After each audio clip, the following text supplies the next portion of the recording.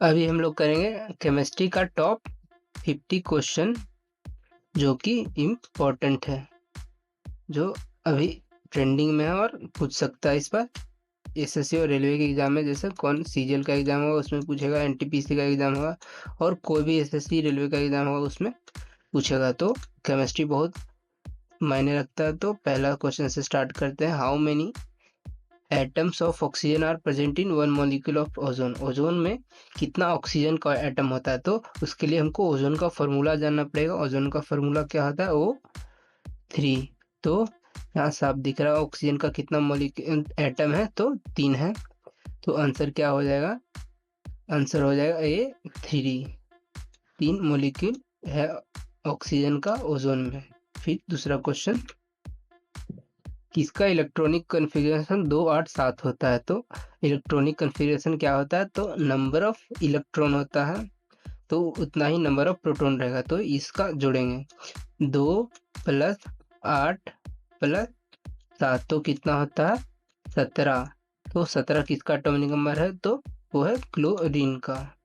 Chlorine का 17, तो इसी का इलेक्ट्रॉनिक कन्फिग्रेशन हो जाएगा 17। तो पूछता है ऐसे किसी और एलिमेंट का पूछ दिया कि ये कितना किसका है, तो उसको जोड़ेंगे और जो आएगा उसको एटॉमिक नंबर उतना होगा वही आंसर होगा। जैसे पूछ दिया ऑक्सीजन का, तो ऑक्सीजन का एटॉमिक नंबर होता है 8, तो 2 और 6 इलेक्ट्रॉनिक कन्फिग्रेशन किसका होगा, तो ऑक्सीजन का होगा। और नोबल गैस का ज़्यादा पूछता है, तो हीलियम, आर्गन, क्रिप्टन, ये सब का देख लेना कि कितना होता है। उसका अंतिम में 8 होता है। ये भी पूछता है कि लास्ट अगर 8 हुआ तो वो क्या हुआ। तो जरूरी नहीं है कि नोबल गैस हो, लेकिन वो मोस्ट थी नोबल गैस ही होगा। अगला तीसरा question, positively charge ion is called. तो पॉजिटिवली चार्ज आयन को क्या कहते हैं, दो ही को तो होगा, क्या तो केटायन या फिर एनायन। तो उसको कहेंगे क्या, उसको कहेंगे केटायन।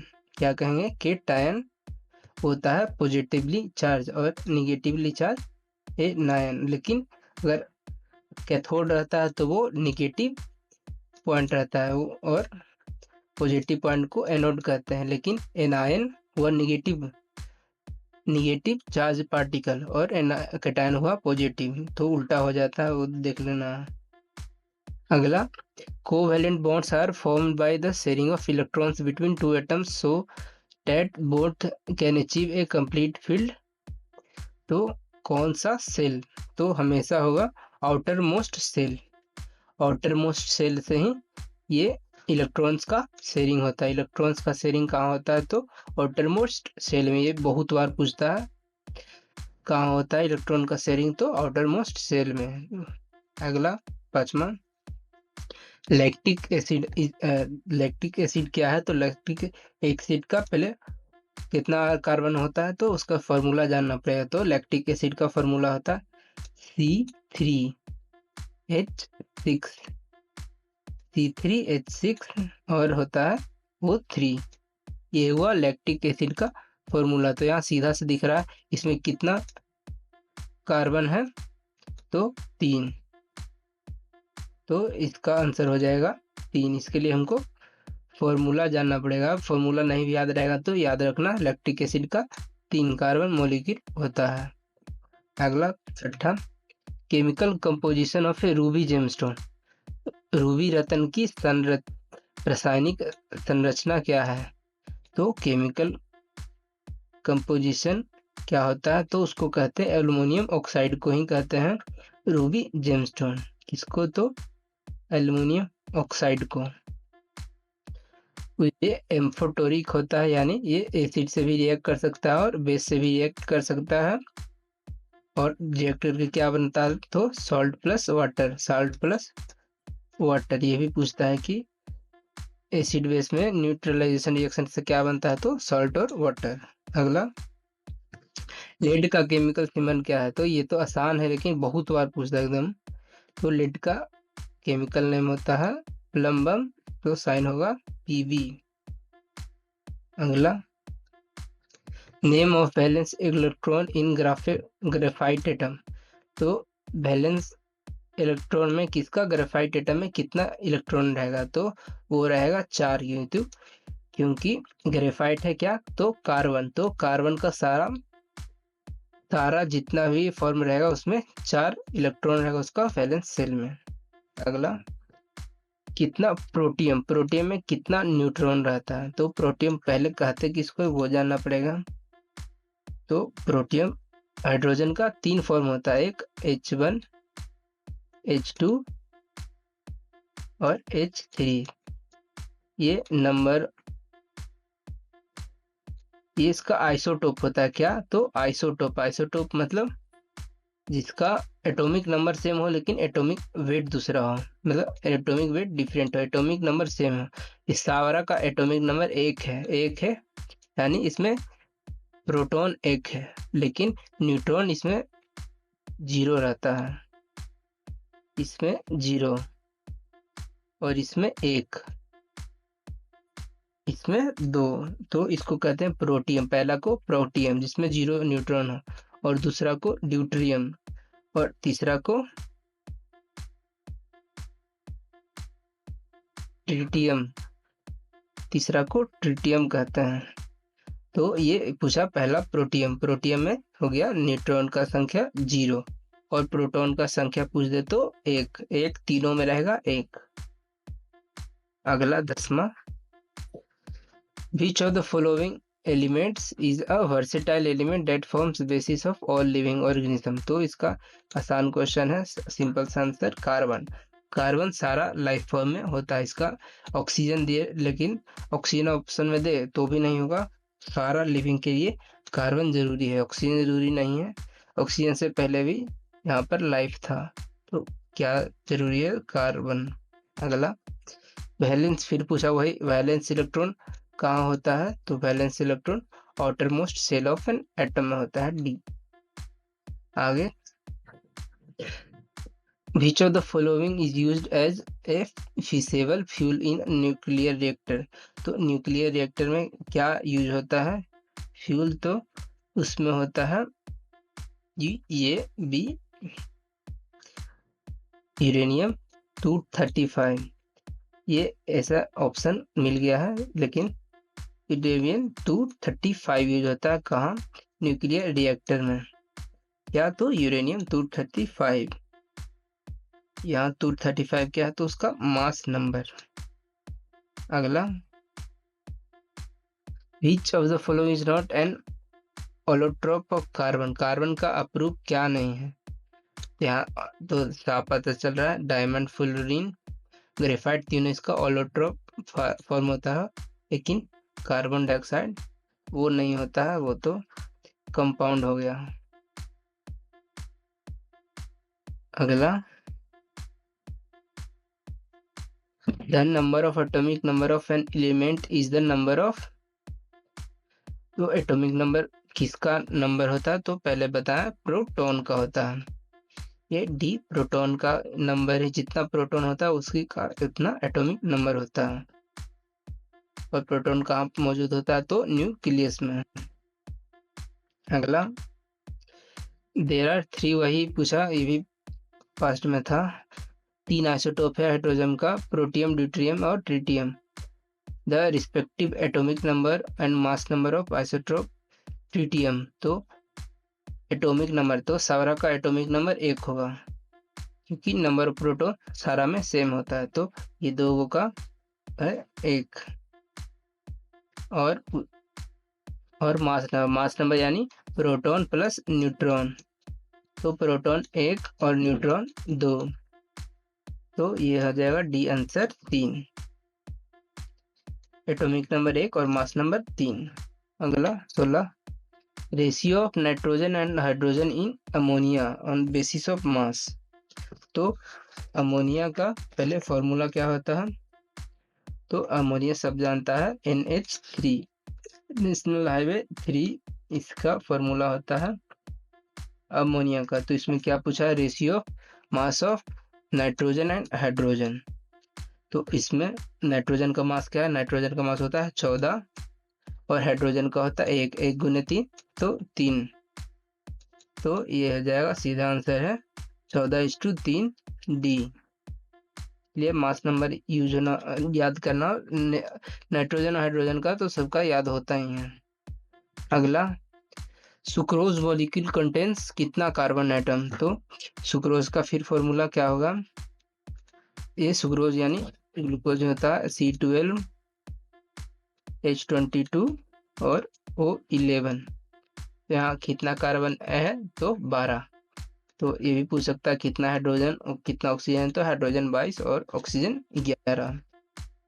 अगला 18, which is the relative molecular mass of water, तो मोलिकुलर मास ऑफ वाटर, फिर वाटर का फॉर्मूला क्या होता है H2O, हाइड्रोजन का 2 मोलिक्यूल और ऑक्सीजन का 1। तो हाइड्रोजन का क्या हुआ, 1 प्लस मास 1 ही होता है तो 2 हुआ हाइड्रोजन का, और ऑक्सीजन को क्या हुआ तो 16 होता है, तो इसका हुआ 18U। सीधा दिख रहा है कौन ऑप्शन, ये तो याद ही होगा सबको कि वाटर का कितना होता है 16 + 2 18 है।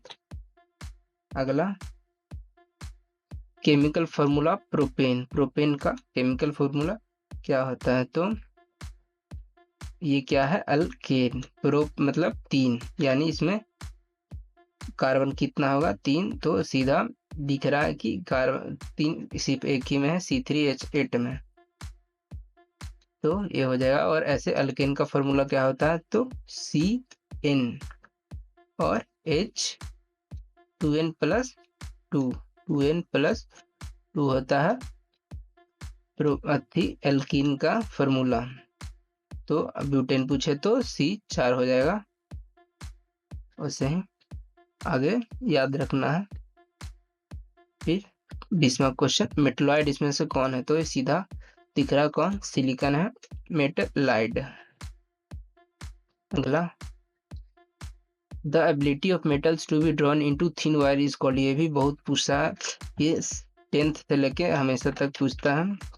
तो इसको क्या कहते हैं, डक्टिलिटी, डक्टिलिटी तन्यता, और मेलेबिलिटी मतलब जिसको थिन शीट यानी चादर में पीटा जा सके उसको कहते हैं मेलेबिलिटी। अगला, an alloy of lead and tin is called, lead और टिन का मिश्र धातु क्या है इसमें से, तो वो होता है उसको कहते हैं सोल्डर। लीड और टिन का यही एक एलॉय है। अगला, Which of the following is not generally the property of non-metals, non-metal में इसका क्या प्रॉपर्टी नहीं, तो डल एंड लैक लस्टर वो तो होता ही है, ये नहीं होता है, सीधा आंसर दिख गया क्या, ये कंडक्टर नहीं होता है नॉन मेटल, ये ब्रिटल भी होता है और हल्का भी होता है, क्या नहीं होता है तो कंडक्टर नॉन मेटल नहीं होता है। अगला, which the process of depositing a layer of any desired metal on another metal by electricity is called, तो इसको क्या कहते हैं, बिजली के माध्यम से किसी अन्य सामग्री पर किसी भी वंचित धातु की परत जमा करने की प्रक्रिया क्या कहलाती है, तो उसको कहते हैं इलेक्ट्रोप्लेटिंग। किधर है ए, इलेक्ट्रोप्लेटिंग कहते हैं इलेक्ट्रिसिटी का यूज करके कोई मेटल पे उसको परत चढ़ाना। अगला, कौन सा एलिमेंट लिक्विड होता है रूम टेम्परेचर पे, तो ये बहुत बार सब जानता भी है कि मरकरी लिक्विड होता है रूम टेम्परेचर पे।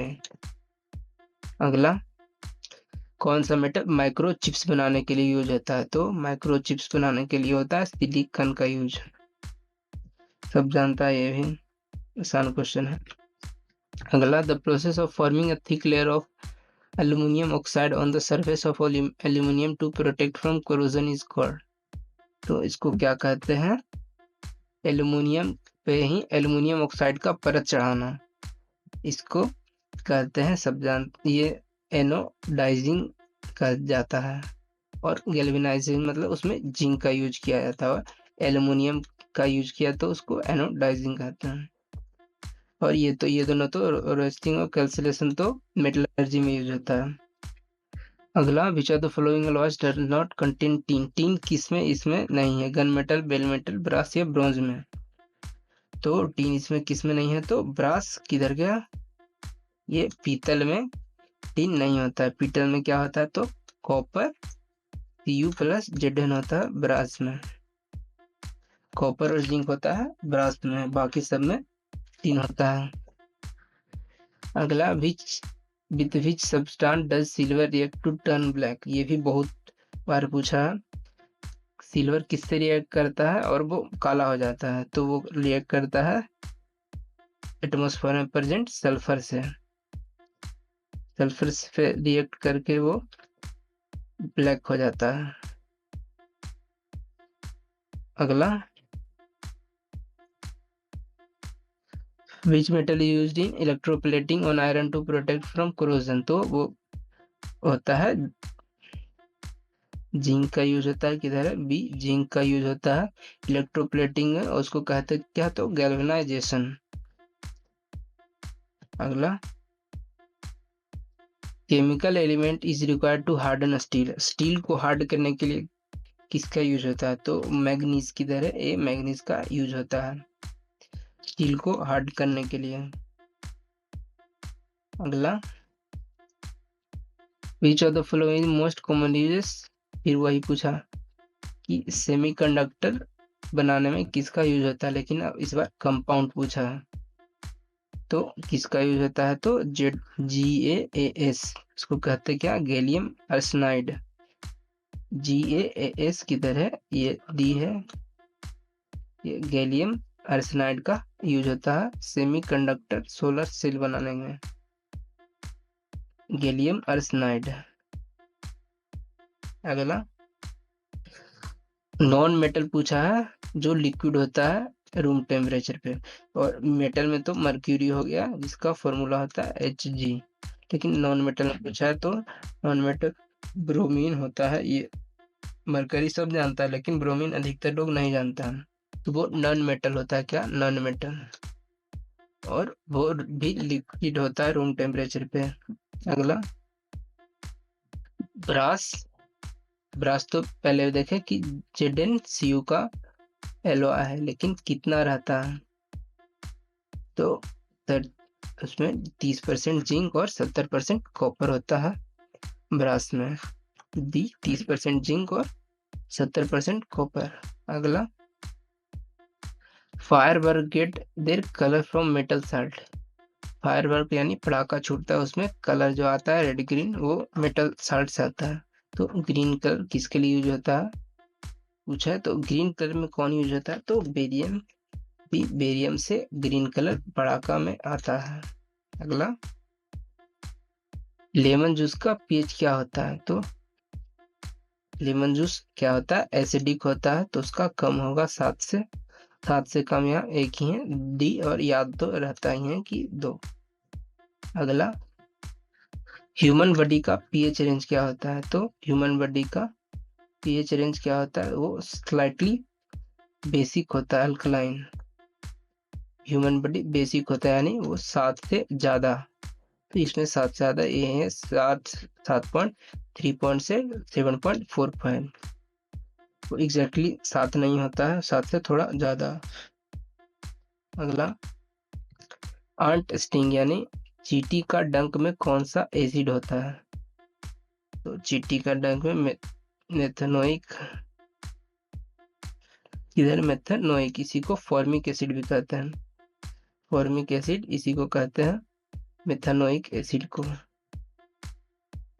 जो कि आंट चींटी के डंक में मौजूद होता है। अगला 39 नंबर एसिड और बेस में क्या सिमिलरिटी है तो they have pH less than S, तो ये तो गलत हो गया, दे आर बीटर, ये भी गलत हो गया, बीटर तो खाली बेस होता है, और C process of mixing of base and water is exothermic, तो ये सही हो गया, ये दोनों में वाटर से रिएक्ट करके वो एक्सोथर्मिक रिएक्शन और क्या क्या बनाता है तो वाटर प्लस सॉल्ट, और ये प्रिजर्वेटिव में भी यूज होता है, तो प्रिजर्वेटिव में एसिड यूज होता है बेस नहीं, तो सिर्फ ये आंसर सी हो गया। अगला लिटमस सॉल्यूशन, लिटमस सॉल्यूशन किससे डिराइव होता है तो वो होता है लाइकेन, लाइकेन प्लांट से होता है, लिटमस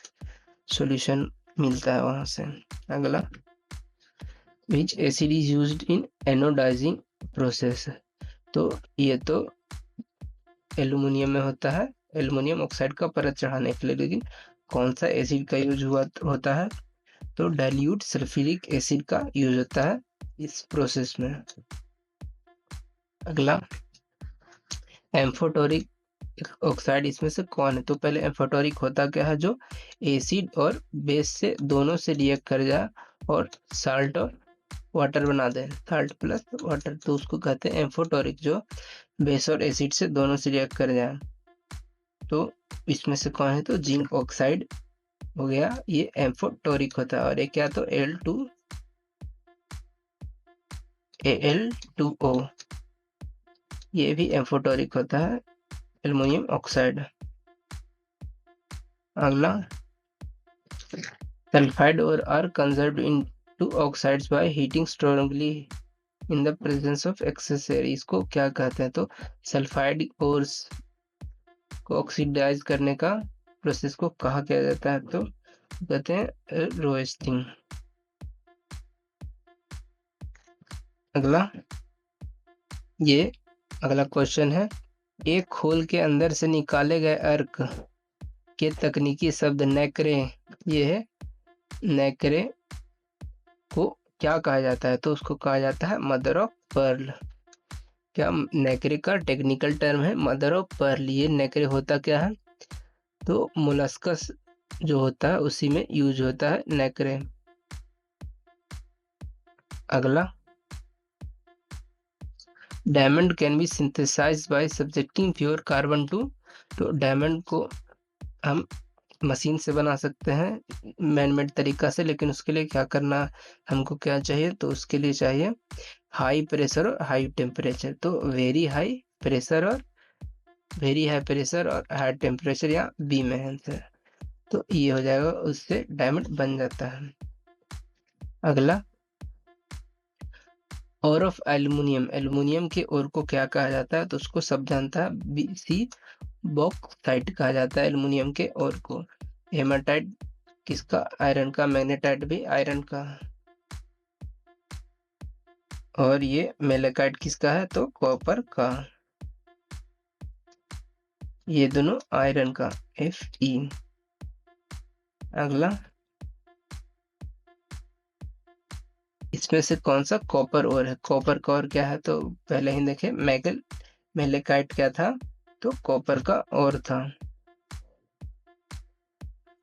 अगला, 48, विच ऑफ द फ्लोइंग और इज लेड, लेड का क्या है और, तो लेड का ये बहुत एकदम पूछा है बहुत बार, तो लेड का होता है गैलेना, गैलेना किसका होता है, लेड का। लेड का सिंबल क्या होता है, तो Pb, इसका ग्रीक नाम क्या होता है, तो प्लम्बम।